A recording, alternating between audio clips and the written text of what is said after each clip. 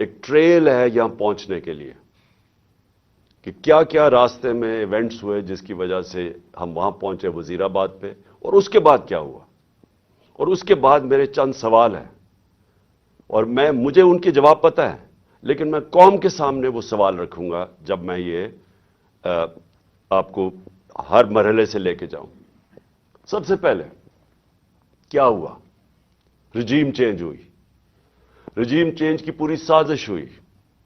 مجھے پتا اس سازش میں کون کون ملوث تھا، کس نے کیا پلاننگ کی، کیا ان کی سوچ تھی، کیسے انہوں نے پیسہ چلایا، کیسے ہمارے ایک آدمی نے فیصلہ کیا گورنمنٹ گرانے کا، کیسے اس نے جب حکم کیا تو ہمارے ایلائز ہمارے سے ہٹے، کیسے ہمارے لوگوں کو امریکن ایمبیسی میں ہمارے بیک بینچرز کو بلا بلا کے بات چیت کی گئی، ان کی میٹنگز کی گئیں، اور وہ سب سے پہلے وہ لوٹا ہوئے، کیسے ان کو پیسے ملے، یہ سارا اب عوام سب سمجھ گئی ہے کہ یہ ہوا کیا تھا۔ گورنمنٹ گرا دی، 9 اپریل کو گورنمنٹ گر گئی، لیکن جو 10 اپریل کو ہوا وہ پاکستان کی تاریخ کا ایک پہلی دفعہ ایک اس طرح کا منظر قوم کے سامنے آیا، اور وہ کیا ہوا؟ پہلی دفعہ پاکستان کی قوم سڑکوں کے اوپر آئی، لاکھوں لوگ سڑکوں پہ آئے، اور سارے لاکھوں لوگوں نے ایک بات کہی کہ امپورٹڈ حکومت نامنظور۔ یہ کبھی بھی جو پلان کر رہے تھے، جو رجیم چینج کے پیچھے جو ماسٹر مائنڈ تھا، جنہوں نے ساری پلاننگ کی، یہ کوئی بھی نہیں یہ سمجھ رہا تھا کہ پاکستان میں یہ ہوگا، کیونکہ کبھی پہلے ہی نہیں ہوا تھا۔ گورنمنٹس گرائی جاتی تھی، مٹھائیاں بانٹی جاتی تھی، تو پہلی دفعہ ایک باشعور، ایک جاگی ہوئی، ایک بیدار قوم سڑکوں پہ نکلی، اور ان کو سمجھ آ گئی کہ یہ کیا ساری گیم ہوئی تھی، اور ان ہمارے اوپر اس ملک کے نامور ڈاکوؤں کو، جرائم پیشہ لوگوں کو مسلط کر دیا گیا۔ تو قوم کھڑی ہو گئی ان کے خلاف۔ قوم نے یہ واضح ایک پیغام دیا وہ سہولت کاروں کو، رجیم چینج کے جو لوگ تھے، جو غدار تھے، یہ ملک کے میں کہتا ہوں غدار تھے، جو میر جعفر تھے، قوم نے ان کو پیغام پہنچا دی کہ ہمارے لیے یہ ہمیں بھیڑ بکریوں کی طرح نہ رکھو، ہم اس چیز کو قبول نہیں کرتے، ہم انسان ہیں، ہم وہ لوگ ہیں جن میں اب شعور آ چکا ہے، اور پھر سوشل میڈیا کا زمانہ ہے، آپ کسی کی آواز ہی نہیں بند کر سکتے، جس کے پاس موبائل فون ہے اس کے پاس آواز آ گئی تھی۔ تو اس کے بعد یہ سوچا گیا جنہوں نے یہ رجیم چینج کی کہ جی اب یہ تھوڑی دیر کے لیے چلے گا، پھر یہ ایک غبارے سے، بلون سے ہوا نکل جائے گی۔ یہ ساری چیزیں ہم نے سنی، پوری گورنمنٹ نے پھر تیاری کی، اور جو ہمارے اوپر ظلم ہوئے، ایک بجائے یہ کہ غلطی کر دی آپ نے، عقل یہ کہتی ہے کہ اگر غلطی ہوگی تو اس سے پیچھے ہٹ جاؤ، ریورس کر دو، الیکشن کروا دو۔ جو آسان طریقہ تو یہ تھا، میں نے تو الیکشن اناؤنس کر دیے تھے، لیکن پورا زور لگا کے وہ الیکشن مسترد کیے گئے، اور اس کے بعد پھر یہ ان کو جب مسلط کیا گیا، تو جب قوم بار بار پیغام دینا شروع ہوئی کہ ہم آپ کے ساتھ نہیں ہیں، ہم اس کو قبول نہیں کرتے، الیکشنز ہوئے، بائی الیکشنز ہوئے، اس کے رزلٹ سامنے آ گئے۔ کبھی بھی نہیں ہوا کہ اسٹیبلشمنٹ ایک ساری پارٹیز کے ساتھ مل کے کھڑی ہوں ایک پیج پہ، اور ایک جو حکومت سے باہر پارٹی ہو وہ 75% الیکشن جیت جائے۔ قوم نے پیغام دے دیا، لیکن بجائے اس کے کہ قوم کیا کہہ رہی ہے اس کی آواز سننے کے لیے، ایک طاقت کا استعمال کیا گیا، ہمارے اوپر تشدد کیا گیا، کیسز بنائے گئے۔ پتہ نہیں میرے اوپر کتنے 50-60 کیسز ہیں، مجھے تو یہ بھی نہیں یاد اب کتنے کیسز ہیں۔ مجھے دہشت گردی کا کیس بنایا گیا، پکڑنے آئے مجھے پولیس والے، اور اس کے بعد ہر قسم کے کیسز ہیں ڈسکوالیفائی کرنے کے لیے، کسی طرح راستے سے ہٹاؤ۔ جب پتہ چل گیا کہ عوام ادھر کھڑی ہے، تو پھر بھی بجائے عوام کے ساتھ کھڑے ہونے کے، چوروں کے ساتھ کھڑے ہو کے کوشش کی گئی کہ کسی نہ کسی طرح اس کو راستے سے ہٹایا جائے، اور ہم نے ہر بات دیکھا استعمال کرتے ہوئے۔ 25 مئی کو جس طرح کا ظلم کیا گیا، کبھی ایسے نہیں ہوا کہ ایک پرامن احتجاج یہ جو ہمارا تھا لانگ مارچ، کتنی ہمارے خلاف 3 لانگ مارچز ہوئی، کوئی کسی کا راستہ نہیں روکا. یہاں 2 دن پہلے پولیس گھروں میں گھس کے چادر اور چار دیواری کو مسترد کر کے اس ملک کے جو ہمارا ایک اسلامی کلچر ہے، ہم خواتین کی گھر کی رسپیکٹ ہے اس ملک پہ، کہ ہم اس طرح فیملیز کے گھروں میں نہیں رات کے 3 بجے دوبارے چھلانگ کے پولیس گھس جائے.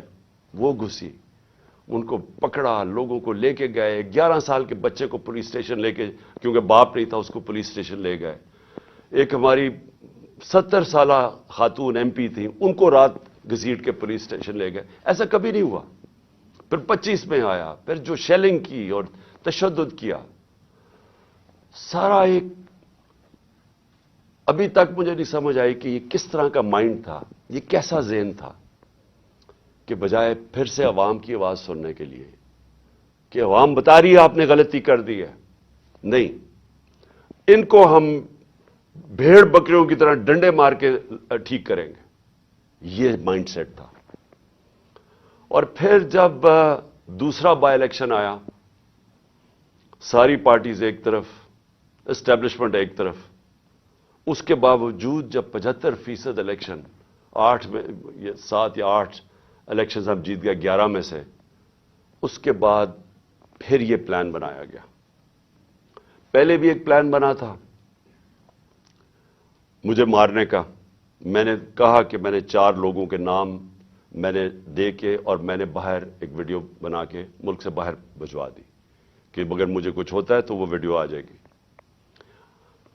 اب دوسرا پلان بنا گیا، یہ پلان بی تھا. اور پلان بی، اب ان کو پتا تھا کہ اگر مجھے اسی طرح قتل کرتے ہیں تو ان کے اوپر آ جائے گی، تو انہوں نے ایک اور پلان لے کے آئے. اور پلان کہ جی سلمان تاثیر ٹائپ قتل ہو، دینی انتہا پسند جلال اور جوش میں آ کے اس نے عمران خان کو قتل کر دیا. یہ پلان بنا. اب میں آپ کو اس کا پلان بتاتا ہوں کہ مجھے کب پتا چلا، لیکن یہ شروع کدھر سے ہوا. کیونکہ یہ جے آئی ٹی کی جو رپورٹ ہے، اس کے اندر کافی چیزیں آئی ہیں جو میں بعد میں آپ کو بتاؤں گا، کہ اگر کسی کو کوئی شک ہے کہ یہ باقاعدہ ایک پلان بن کے مجھے قتل کرنے کی اسکیم بنی تھی، وہ جو میں آپ کو چیزیں بتاؤں گا آپ کے سب کے شک دور ہو جائیں گے، کہ آپ کو واضح ہو جائے گا کہ کتنی بڑی یہ پلان کر کے سازش کی گئی تھی. اور کوشش یہ بتانا تھا کہ یہ دینی انتہا پسند نے کیا. اب میں آپ کو ذرا بتاؤں کہ یہ سیکوینس آف ایونٹس کیا ہوا ہے. 24 اگست ایک وقار ستی ایک ویڈیو لے کے آتا ہے. ویڈیو کدھر بنتی ہے، یہ میرا بہت بڑا سوال ہے. یہ کون بناتا ہے یہ ویڈیو؟ اور جیسے بھی اس کے پیچھے جائیں گے آپ کو پتا چل جائے گا. اور مجھے پتا ہے وہ کون تھے، کہ کس نے یہ ویڈیو بنائی. اور ویڈیو کیا ہے؟ عمران خان نے توہین رسالت کر دی، توہین مذہب کر دیا. اور اس کے بعد جناب وہ ویڈیو آگے نکلتی ہے. جاوید لطیف پریس کانفرنس کرتا ہے 14 تاریخ کو، 14 سپٹمبر کو، اور وہ یہ کہتا ہے کہ جناب عمران خان نے بڑا ظلم کر دیا دین کے خلاف. بڑا یہ اس نے لوگوں کے اندر وہ کیا ہے کہ اس نے دین کی کیونکہ کیا ہے تو لوگوں میں اب بڑا غصہ ہے اس کے خلاف. پھر مریم نواز، بڑا اس کو دین کی پرواہ ہے، وہ بہت تکلیف لیتی ہے کہ کوئی دین کے خلاف بات نہ کر دے. تو مریم نواز کو بھی جوش آ جاتا ہے اور وہ 15 سپٹمبر کو وہ بھی پریس کانفرنس کر دیتی ہے.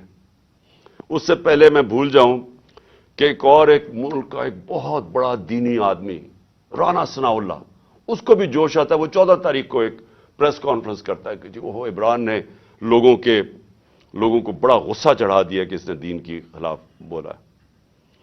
اور پھر ایک اور بڑا دینی آدمی خواجہ آصف، بڑا جی اس کو بھی دین کی بڑی فکر ہے، وہ بھی پریس کانفرنس کر دیتا ہے. اور یہ کرتا ہے 10 اکتوبر کو، اور یہ بھی کہتا ہے کہ جناب عمران خان کو، اس کو قوم کو معاف نہیں کرنا چاہیے اسے کیونکہ اس نے دین کے خلاف وہ ویڈیو کے اوپر سارا ایک ویڈیو بنتی ہے. یاد رکھیں وہ ویڈیو بنتی کدھر سے. اس سے پہلے پی ٹی وی.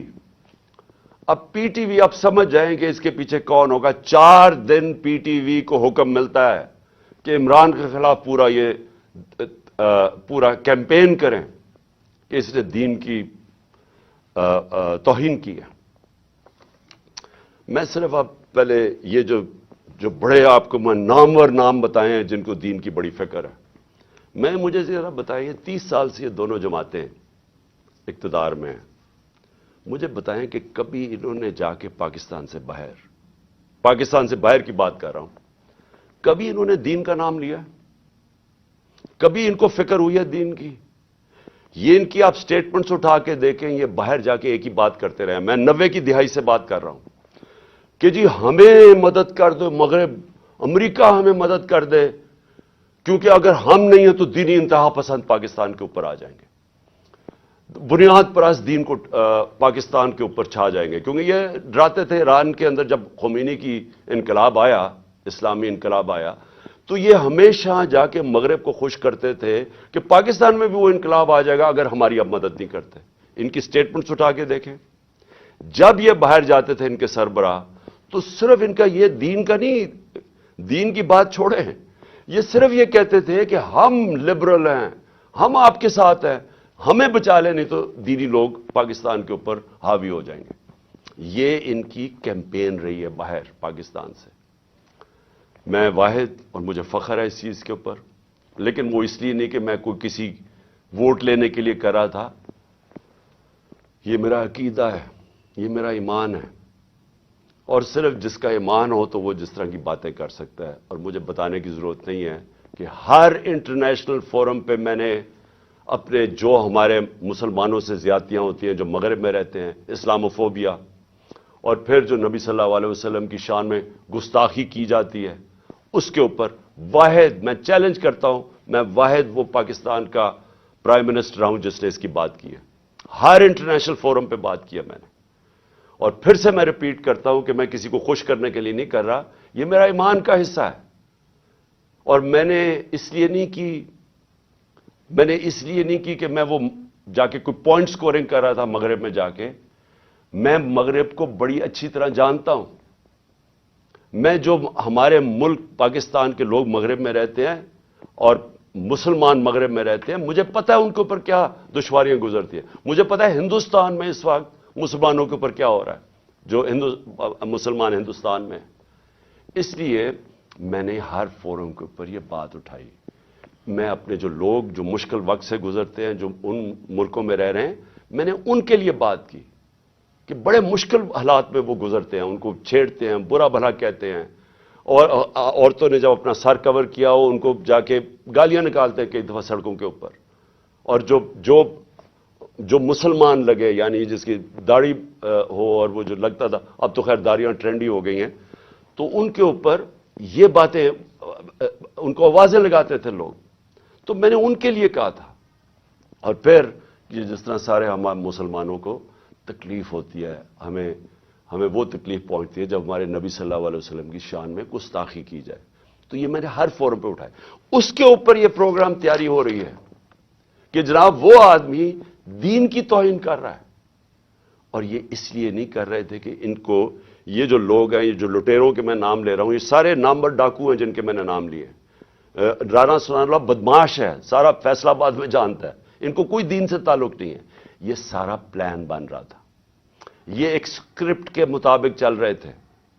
مجھے اندر سے 3.5 سال میں گورنمنٹ میں رہا ہوں، میری اندر سے ظاہر ہے میرے کنیکشنز ہو گئے تھے.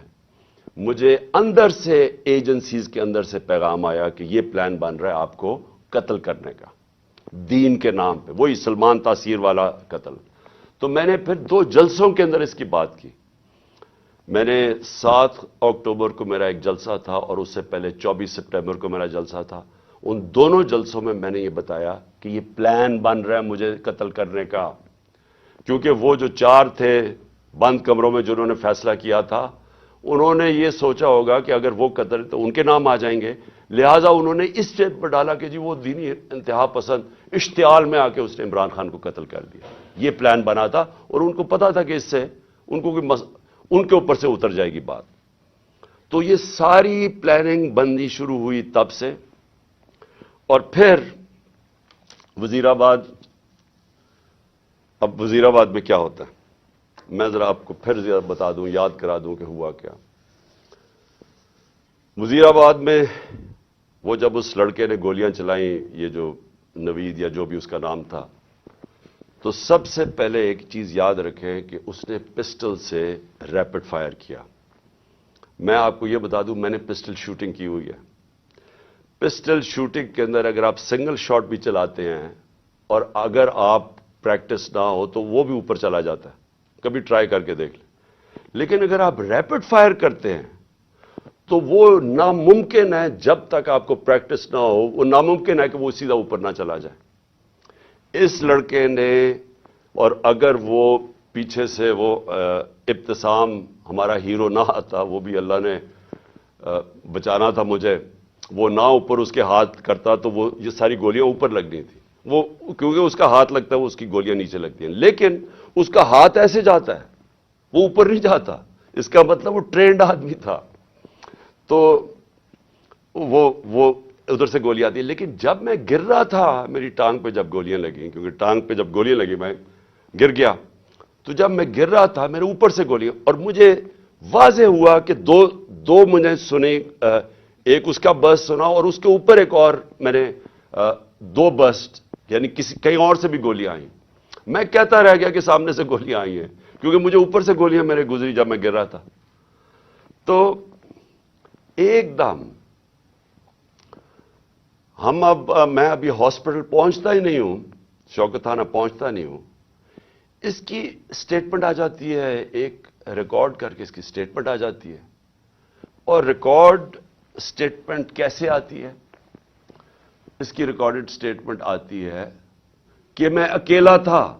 یہ سب سے امپورٹنٹ چیز ہے. کسی نے اس کو پروگرام کیا ہوا تھا. اگر آپ کو شک بھی ہونا کہ یہ آدمی، یہ طوطا اس کو پڑھایا نہیں ہوا تھا، تو اس کی آپ پہلی سٹیٹمنٹ سن لیں کہ میں اکیلا تھا. کیا ضرورت ہے آپ کو کہنے کی میں اکیلا تھا؟ پڑھایا گیا نا کہ جی میرا بڑی توہین ہو گئی مذہب کی، اس لیے میں نے عمران خان کو مار دیا. اسکرپٹ تو یہ تھی. اکیلا کدھر سے ایڈ ہو گیا؟ اس لیے اکیلا تھا کیونکہ اگر اور تھے تو اس کا مطلب کہ دینی انتہا پسند نے نہیں مارا. اگر اور پتہ چل جائے گولی مارنے والے، تو اس کا مطلب کہ پورا ایک پروگرام بنا ہوا تھا عمران خان کو قتل کرنے کا. تو اس لیے اس نے میں اکیلا تھا. اور اس کی جو پہلی سٹیٹمنٹ تھی وہ بھی بڑی مزیدار ہے. کون سے پولیس، ابھی گولیاں لگی ہے مجھے، ابھی میں ہاسپٹل بھی نہیں پہنچا، تو کون سا پولیس ایک سٹیٹمنٹ اس کی ریکارڈ کر کے تو جا کے سلیکٹڈ لوگوں کو دیتی ہے، وہ جو کہ مخالف ہے تحریک انصاف کے، ان رپورٹرز کو دیتے ہیں جو ہمارے خلاف ہے. اب یہ ذرا سنیں، اس کی سٹیٹمنٹ آتی ہے اور سٹیٹمنٹ ریکارڈ کون کرتا ہے؟ ڈی پی او گجرات اپنے فون سے اس کی سٹیٹمنٹ ریکارڈ کراتا ہے، اور ڈی پی او گجرات اس کے فون سے کدھر جاتی ہے سٹیٹمنٹ؟ وہاں رکتی نہیں ہے سٹیٹمنٹ. یعنی چلیں اگر آپ اپنے لیے، آپ نے پولیس نے اپنے لیے سٹیٹمنٹ رکانی چلے وہ بھی مان لیں، لیکن نہیں، ابھی تفتیش بھی نہیں ہوئی، ایف آئی آر بھی نہیں کٹی، اور وہ سٹیٹمنٹ کس کو بھیجتا ہے؟ اب ذرا دیکھ لیں. وہ ریکارڈ کرواتا ہے 1 گھنٹے کے بعد سٹیٹمنٹ، لیکن 6:01 میں غریدہ فاروقی ٹویٹ کرتی ہے. وہ 6:02 وقار ستی، جس نے پہلے ویڈیو ریلیز کی تھی، وہ ٹویٹ کرتا ہے. 6:02 میں مرتضی سلنگی ٹویٹ کرتا ہے. وہ حامد میر 6:03 میں ٹویٹ کرتا ہے. اور جو آپ کو پتا ہے کہ ہمارا کتنا خیر خواہ چینل ہے جیو نیوز، وہ 6:04 پہ کرتا ہے ٹویٹ، یعنی پروگرام اس کے دکھاتا ہے وہی اس کی سٹیٹمنٹ. اور پھر سما آپ کو اگلا پتا کہ وہ ہمارا کتنے خیر خواہ چینل ہے، یعنی چن کے ان چینلز کو ہی بھیجا جاتا ہے. وہ کرتا ہے، وہ بھی 6:04 پہ کرتا ہے، اور اس کے بعد پھر باقی چینلز آتی ہیں. تو سب سے پہلے ڈی پی او جو سٹیٹمنٹ ریکارڈ کراتا ہے اس کی وہ سب سے پہلے جاتی ہے ان رپورٹرز کو جو کہ سب کو پتا ہے کہ اس وقت تحریک انصاف کے مخالف ہیں. تو اب سوال یہ ہے کہ ڈی پی او تو ہمارا ہے, پنجاب گورنمنٹ تو ہماری ہے, تو ہمارا اپنا ڈی پی او ریکارڈ کروا کے سٹیٹمنٹ بھجواتا کدھر ہے؟ اور پھر جو اگلا سوال یہ ہے کہ ہمیں یہ ڈی پی او کی کوئی سٹیٹمنٹ آئی کہ جی شروع میں کوئی عجیب سی سٹیٹمنٹ اس کی آئی, تو میں یہ بھی چاہتا ہوں کہ سارے آپ دیکھ لیں کہ ڈی پی او کیسے, کیونکہ یہ سی سی ٹی وی فوٹیج پہ آ گیا. ابھی میں بعد میں آتا ہوں کہ یہ ڈی پی او گجرات نے انکوائری سے کتنی ہماری مدد کی, لیکن وہ میں بعد میں آتا ہوں. تو سی سی ٹی وی فوٹیج کے اوپر ڈی پی او اپنا موبائل فون دے رہا ہے ایس ایچ او کو کہ ریکارڈ کریں. مجھے تو پہلے ہی پتا تھا کہ کون اس پہ پیچھے ہیں, کیونکہ میں نے تو آپ کو کہا کہ میں نے پبلک جلسوں کے اندر سٹیٹمنٹس دے دی تھی کہ یہ میرے اوپر پورا پلان ہو رہا ہے. تو ظاہر ہے جب مجھے پتا تھا پلان ہو رہا ہے, مجھے یہ بھی اندر سے پتا تھا کہ کون اس میں ملوث ہے. اب میں نے 3 نام, جب میں ہاسپٹل پہنچا میں نے 3 نام دے دیے کہ یہ 3 لوگ ہیں جو کہ اس میں ملوث ہیں. اب یہ یاد رکھیں کہ ایف آئی آر ہوتی کیا ہے, فرسٹ انفارمیشن رپورٹ کا مطلب ہوتا کیا ہے. مجھے گولیاں لگی ہیں, میرا یہ حق ہے کہ میں جن کو سمجھتا ہوں کہ اس کے اندر جن میں جو شک ہے مجھے, ان کا میں نام دوں تاکہ انویسٹیگیشن شروع ہو. گورنمنٹ ہماری پنجاب میں, میں پارٹی کا ہیڈ جس کی گورنمنٹ پنجاب میں ہے, اور ہم وہ سٹیٹمنٹ نہیں ریکارڈ کروا سکتے. میرا پہلا سوال ہے کیوں؟ کون تھا جو کہ روک رہا تھا اس سٹیٹمنٹ کو؟ کون ڈر رہا تھا تفتیش سے؟ میں نے جب یہ نام لیے تو ان کے اوپر تفتیش ہونی چاہیے تھی, میرا رائٹ ہے. لیکن میں پارٹی کا سربراہ, ایکس پرائم منسٹر, ہماری گورنمنٹ پنجاب میں ایف آئی آر آج تک نہیں کٹوا سکا. کون روک رہا تھا؟ کون اتنی بڑی طاقت تھی جو کہ گورنمنٹ جو ہماری پنجاب میں ہے اس سے بھی زیادہ بڑی طاقت تھی کو روک سکتی تھی اس کو؟ یہ میرا سب سے بڑا پہلا سوال ہے کہ یہ روکا گیا. میں ایف آئی آر رجسٹر نہیں کروا سکا, اور آخر میں جو ایف آئی آر رجسٹر کروائی گئی اس میں وہی اسکرپٹ کے مطابق ایک شوٹر رکھا تھا. تو اب یہ جی آئی ٹی کی رپورٹ بڑی ریلیونٹ ہے جو کہ اب آگے ادھر سے نکلتی ہے. پہلے تو اس کے بعد کیا ہوتا ہے, ہم پوری کوشش کرنے کے بعد فیل ہو جاتے ہیں ایف آئی آر ریکارڈ کروانے کے لیے, جے آئی ٹی بن جاتی ہے. اب جے آئی ٹی کی فائنڈنگز کیا آتی ہیں؟ اب تک جے آئی ٹی کی فائنڈنگز کیا ہیں؟ اور میں یہ آپ کو بتا دوں کہ جتنی مشکلوں سے جے آئی ٹی آپریٹ کر رہی ہے, کیونکہ وہ میں آپ کو بتاتا رہوں گا کہ کون اس کے اندر کوآپریٹ ہی نہیں کر رہا ہے. جب جے آئی ٹی نے ڈی پی او کو کہا کہ آپ کا ہمیں موبائل فون کی ضرورت ہے, ہمارے نیچے پنجاب گورنمنٹ کے نیچے ڈی پی او منع کر دیتا ہے. ڈی پی او واضح کہہ دیتا ہے کہ میں نہیں آپ سے کوآپریٹ کرتا, آتا بھی نہیں ہے. اب ہمارے ہوتے ہوئے ہمارا ڈی پی او گجرات, اس کو اب عدالت کے ذریعے بلایا جائے گا جے آئی ٹی کے اندر. پھر کیا ہوتا ہے, وہ جو شام کو جب ایک دفعہ ڈی پی او اس کی سٹیٹمنٹ ریکارڈ کر دیتا ہے, 8 گھنٹے کے لیے اس کو نوید کو سی ٹی ڈی اٹھا لیتی ہے. پھر ایک اور ویڈیو ریلیز کرتی ہے رات کے 12 بجے. اور سی ٹی ڈی کا کیا کام تھا اس ویڈیو کو ریلیز کرنا؟ پھر ایک اور چیز ہے کہ سی ٹی ڈی جب وہ ویڈیو ریلیز کرتی ہے جو اس کی بیک گراؤنڈ ہے وہ چینج کر دیتی ہے بعد میں. پھر سی ٹی ڈی کے جو اس آدمی کو جو ملوث تھا اس کو جب بلایا جاتا ہے جے آئی ٹی میں, وہ بھی منع کر دیتا ہے کہ میں نہیں آتا. پھر سے پنجاب گورنمنٹ کے نیچے ہے وہ منع کر دیتا ہے کہ میں نہیں کوآپریٹ کرتا. یعنی کیا وجہ ہے؟ اب میں سوال سب سے پوچھتا ہوں کہ کیا وجہ ہے کہ یہ ہمارے نیچے آفیسرز, پہلے تو وہ نہیں ہم اپنی ایف آئی آر رجسٹر کروا سکتے, اور پھر وہ منع کر دیتے ہیں کہ جی ہم نہیں کوآپریٹ کرتے. کیوں نہیں کرتے؟ کون ان کو روک رہا تھا؟ ہمارے سے ظاہر ہے کوئی زیادہ طاقتور فورس تھی جو روک رہا ہے ان کو. اس کے بعد کیا ہوتا ہے؟ اس کے بعد جے آئی ٹی کی فائنڈنگز آتی ہیں. وہ عدالت میں جو آپ فائنڈنگز رکھتے ہیں اس میں کیا چیز سامنے آتی ہے؟ نمبر 1 کہ 3 شوٹر تھے، 2 نہیں تھے، 3 شوٹر تھے. ایک تو وہ نوید جس نے گولیاں ماری، دوسرا ایک اوپر سے جو گولیاں، جو میں کہہ رہا تھا اوپر سے آئیں گولیاں، وہ اب وہاں بھی ان کے جو گولیوں کے جو شیلز ہوتے ہیں وہ وہاں ملے اوپر. 8 غالباً اوپر ملے، 10 نیچے ملے، اور 2 اور نیچے ملے جو اور مختلف بندوق سے چلائے ہوئے تھے.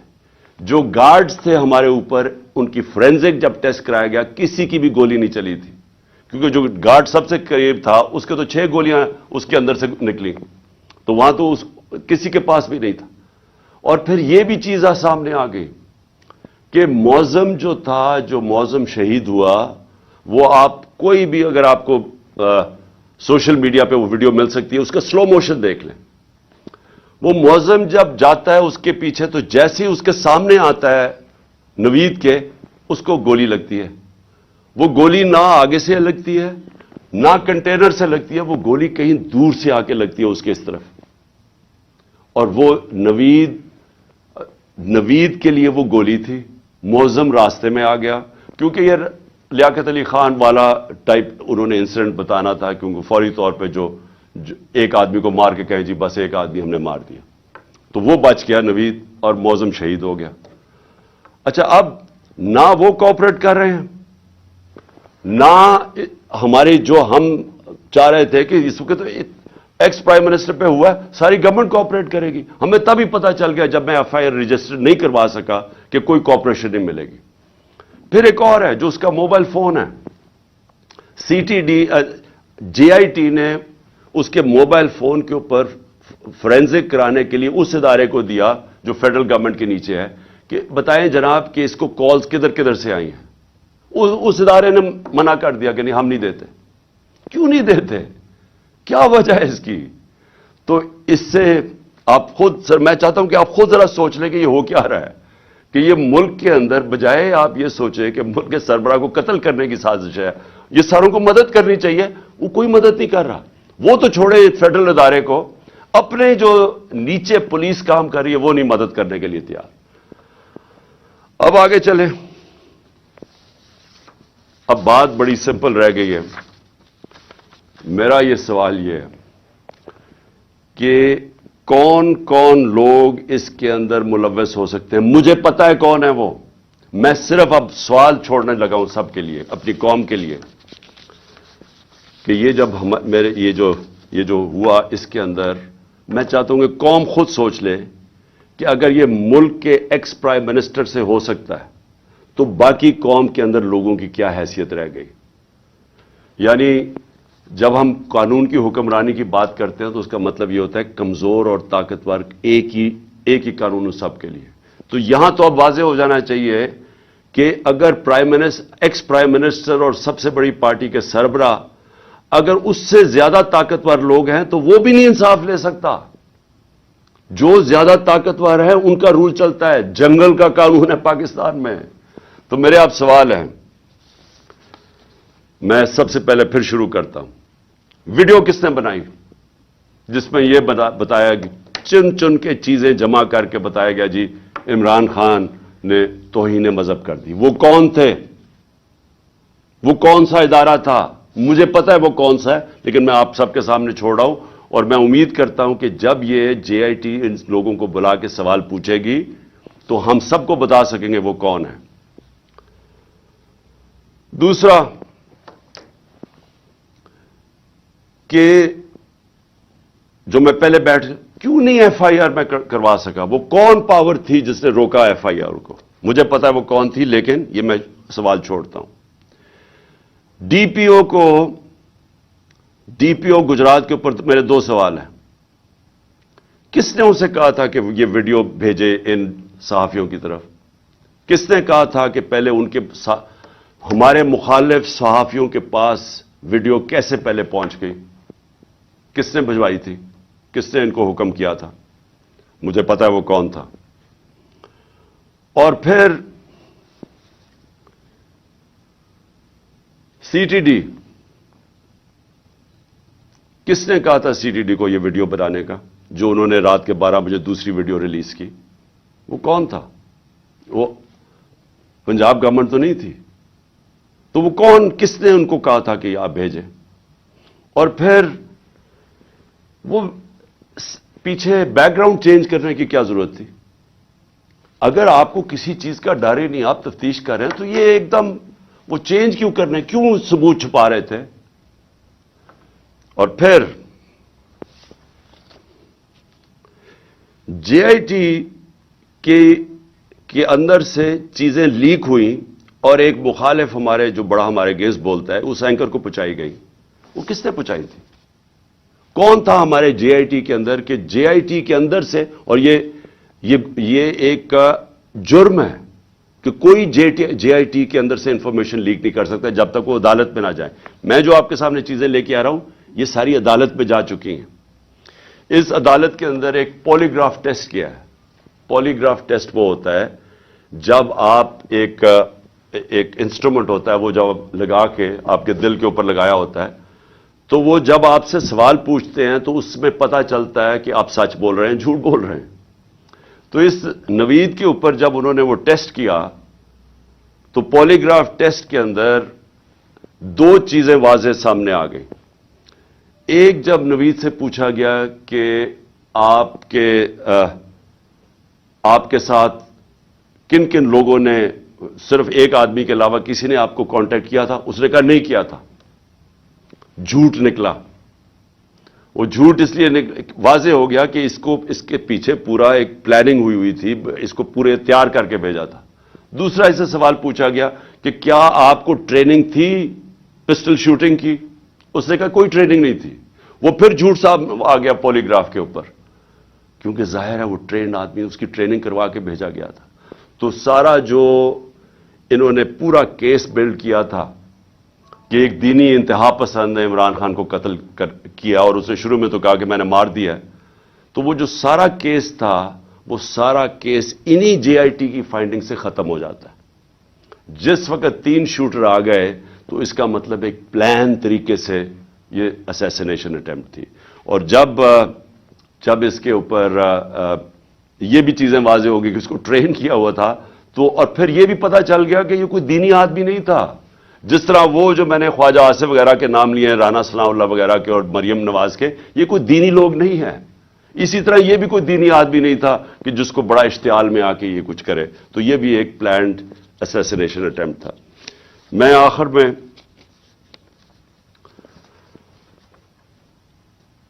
میں سوال پوچھنا چاہتا ہوں ان لوگوں کو جو اس ملک میں طاقت رکھتے ہیں. میں ان لوگوں سے آج سوال پوچھنا چاہتا ہوں جو مجھے پتہ ہے اس کے پیچھے تھے. مجھے یہ پتہ ہے کہ نون لیگ کے اوپر سربراہ ان کے پیچھے تھے، مجھے اس کا واضح ہے. مجھے یہ پتہ ہے کہ رانا ثناء اللہ، جس کے لیے قتل کرنا کوئی بڑی چیز نہیں، وہ پیچھے تھا. مجھے پتہ ہے کہ شہباز شریف، جس نے ایکسٹرا جوڈیشل کلنگ میں، اس کے اوپر رپورٹ ہے 97 سے 99 تک، کہ اس نے کتنے لوگ پولیس مقابل میں قتل کروائے تھے. عابد باکسر کی سٹیٹمنٹ ہے کہ کیسے شہباز شریف ان سے لوگوں کو قتل کرواتا تھا. ماڈل ٹاؤن کے اندر ان دونوں نے دن دہاڑے نہتے لوگوں کے اوپر گولی چلائی، جس میں 12 لوگ اس میں قتل ہوئے، اور اس کے علاوہ کوئی 50-60 لوگوں کو گولیاں لگی، اور وہ ٹی وی کے اوپر سب آ رہا تھا. یہ وہ لوگ ہیں، ان کا تو مجھے پتہ ہے. لیکن مجھے جو ایک طرح افسوس بھی ہے اور ایک طرح اپنے ملک کی فکر بھی ہے کہ وہ لوگ جن کو ہم سمجھتے ہیں کہ اس ملک کی انہوں نے حفاظت کرنی ہے، جو اس ملک کے محافظ ہیں، وہ اس پلاٹ میں کیسے شامل ہو گئے؟ کیونکہ ان کے بغیر یہ ہونا نہیں تھا. جو سارا کور اپ ہوا ہے، وہ کبھی بھی یہ جو 2 کرمنلز ہیں یہ نہیں کر سکتے تھے، شہباز شریف اور رانا ثناء اللہ. یہ اس سے زیادہ طاقتور لوگ کر سکتے تھے، صرف وہ یہ کور اپ میں شامل تھے. सारा जो तरीके से उसने कहा जी मैं अकेला हूं, उसे मुंह से बुलवाया गया, एविडेंस पुलिस के ऊपर प्रेशर डाला गया, एफआईआर नहीं, ये दोनों नहीं करवा सकते थे। इनके पीछे हमारे वो लोग हैं जिनको हम समझते हैं कि हमारे मुल्क की हिफाजत करेंगे। मैं ये सवाल पूछता हूं कि क्या मैं वो आदमी हूं जिसको आप कह सकते हैं कि ये कोई बैरूनी साजिश का हिस्सा है? क्या आप कह सकते हैं कि इसने अपने मुल्क का कभी पैसा मुल्क से बाहर रखा हुआ है और बाहर बड़े बड़े अकाउंट्स हैं और बैंक अकाउंट, जिस तरह ये जो चोर ऊपर मुसल्लत किए हैं, इन सब के बाहर पैसा पड़ा है, अरबों डॉलर पड़ा है और अभी भी चोरी करके पैसा बाहर लेके जा रहे हैं। जिसने बाहर कमाई करके सब कुछ, आज उसका जीना मरना पाकिस्तान है। मेरा सवाल यह है कि उसको अगर कत्ल करवाने की साजिश में आप मुलव्वस हैं तो क्या आपको फिक्र है अपनी कौम की? अगर मुल्क की सबसे बड़ी पार्टी के सरबराह को आप कत्ल करवा देते हैं, जो वाहिद फेडरल पार्टी आज पाकिस्तान में कौमों को पॉलिटिकल पार्टीज इकट्ठा रखती हैं, अगर कौमों को सिर्फ फौज के जरिए इकट्ठा रखते तो ईस्ट पाकिस्तान अलहदा ना होता। ईस्ट पाकिस्तान की जो पाकिस्तान की सबसे बड़ी पार्टी थी, उसके खिलाफ जब अपने मुल्क की इस्टेब्लिशमेंट चली जाती है और वो मुल्क टूट जाते हैं। अगर आप वो पार्टी के सरबराह को खत्म करना चाहते हैं जो वाहिद इस वक्त मुल्क का एक फेडरल एक मुल्क की फेडरेशन की इस वक्त एक ही आदमी है जिसकी सारी जगह वोट बैंक भी है, जो इकट्ठा भी रख सकता है, तो ये किसके लिए किया जा रहा है? क्या ये पाकिस्तान की बेहतरी के लिए किया गया? मुझे पता है कौन थे और मुझे अफसोस से कहना पड़ता है मुझे बड़े अफसोस से कहना पड़ता है कि जब मुझे गोलियां लगी और जब मैं तब से 3 महीने, मुझे ये मेरी टांग को ठीक होने में 3 महीने लगेंगे, क्योंकि जब आपकी निचली टांग टूटती है वो 3 महीने लगते हैं उसको हील होने में। तो मैं 2 कमरों में बंद हूं। मैं बार बार मेरे से अपने से सवाल करता हूं कि कैसा माइंडसेट है वो कि अपने मुल्क को नुकसान पहुंचा सकता है, क्योंकि ये मुल्क को नुकसान होगा। आप अगर मुल्क की पॉलिटिकल पार्टीज को कमजोर करते हैं और फेडरल पार्टी को, तो इससे बड़ा मुल्क का नुकसान क्या हो सकता है? यानी ये आपके दुश्मन कर सकते हैं। ये दुश्मनों का प्लान तो हो सकता है कि मुल्क को कमजोर करो और उनकी पॉलिटिकल पार्टीज को कमजोर करो, फेडरेशन को कमजोर करो, लेकिन वो लोग जिन्होंने मुल्क की हिफाजत करनी है वो कैसे सोच सकते हैं? और मैं बार बार मेरे ये ज़हन में चीज आती है और मुझे पता है कि बदकिस्मती से ये सिर्फ 1-2-3 लोगों की ये साजिश थी, और मुझे ये भी पता है कि हमारे मुल्क की जो फौज है वो हर रोज कुर्बानियां दे रही है इस मुल्क के लिए।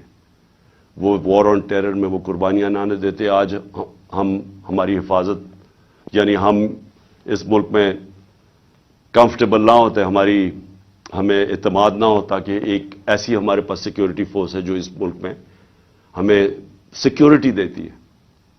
लेकिन उस हर इदारों के अंदर काली भेड़ें होती हैं, और ये जिसने प्लान किया, मुझे पता है और मैं ये चाहता हूं कि ये जीआईटी के साथ अब कोऑपरेशन की जाए। ये लोग जो एक जान की ऑब्स्ट्रक्ट कर रहे हैं जस्टिस, इन लोगों को, इनके ऊपर एक्शन लिया जाए। और मैं आखिर में अपने सुप्रीम कोर्ट के चीफ जस्टिस से कहना चाहता हूं कि मैंने शुरू में ही कहा था कि मुझे सिर्फ इंसाफ की एक जगह से तवक्को है। जब ये ताकतवर लोगों को, जिनके मैंने नाम लिए हैं, ये कैसे इंसाफ होने देंगे अगर ये खुद इसमें मुलव्वस है? तो सिर्फ एक ताकतवर अगर इंक्वायरी, इसको अगर चीफ जस्टिस इसको बैक करें, पाकिस्तान के सुप्रीम कोर्ट के चीफ जस्टिस, तभी इंसाफ मिल सकता है। नहीं तो मुझे कोई, अब तक जो मैंने हालात देखे हैं, जिस तरह की हर जगह रुकावटें हैं, मुझे कोई उम्मीद इंसाफ की नहीं है। पाकिस्तान जिंदाबाद।